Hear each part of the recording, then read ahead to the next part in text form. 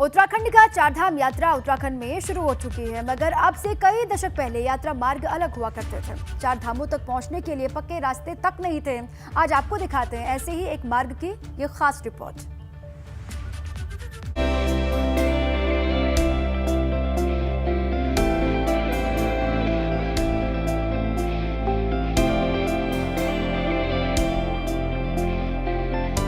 हिंदुस्तान आस्था और मान्यताओं का देश है। यहां लोगों की ईश्वर में अटूट आस्था है। देवभूमि उत्तराखंड अपनी धार्मिक मान्यताओं को लेकर अलग पहचान रखता है। चारधाम यात्रा का इतिहास भी सदियों पुराना है। ये धार्मिक यात्रा आज जिस रूप में दिखती है, कुछ दशक पहले ऐसा नहीं था। किसी जमाने में उत्तरकाशी के धरासू गांवों से मां गंगोत्री और यमुनोत्री की पैदल यात्रा होती थी। तब यहीं तक सड़क हुआ करती थी, मगर अब इस रास्ते का इस्तेमाल बंद कर दिया गया। जहां पर एबीपी गंगा की टीम मौजूद है, ठीक अगर आप सामने देखेंगे तो ये धरासू गांव है।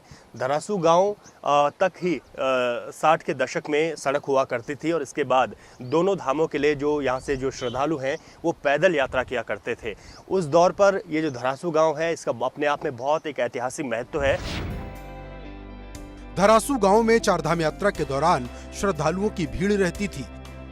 यात्री इसी जगह पर रात्रि विश्राम किया करते थे।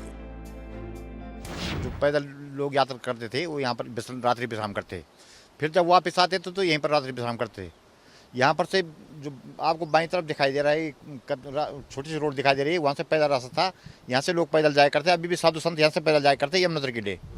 और जो सीधा रास्ता वो गंगोत्री रोड जाती है। उस जमाने में धरासू से एक धाम की यात्रा करने में ही 5 दिन का समय लगता था। यात्री पैदल चलकर यमुनोत्री और गंगोत्री धाम पहुंचते थे। जी, धर्मशाला की तरफ से कोई यहाँ पर जो है वो राशन पानी देते थे साधु संत लोगों को, जो पैदल लोग यात्रा आया करते। तो धर्मशाला की पूरी व्यवस्था थी उस समय काली कमरे की यहाँ पर। और जो जिनके पास राशन नहीं हुआ करते थे उनको राशन दिया जाता, जिनके पास लकड़ी नहीं हुआ करती लकड़ी दिया जाता, तेल दिया जाता, सब कुछ दिया जाता उनको। 60 के दशक से पहले तक यहाँ पर यात्रियों की खूब भीड़ रहती थी। गंगोत्री और यमुनोत्री की यात्रा का ये मुख्य पड़ाव हुआ करता था, मगर अब गंगोत्री धाम तक सड़क बन चुकी है। वहीं यमुनोत्री धाम के लिए महज 5 किलोमीटर की ही पैदल यात्रा रह गई है। धरासू गांव अपने आप में पुराना इतिहास समेटे है।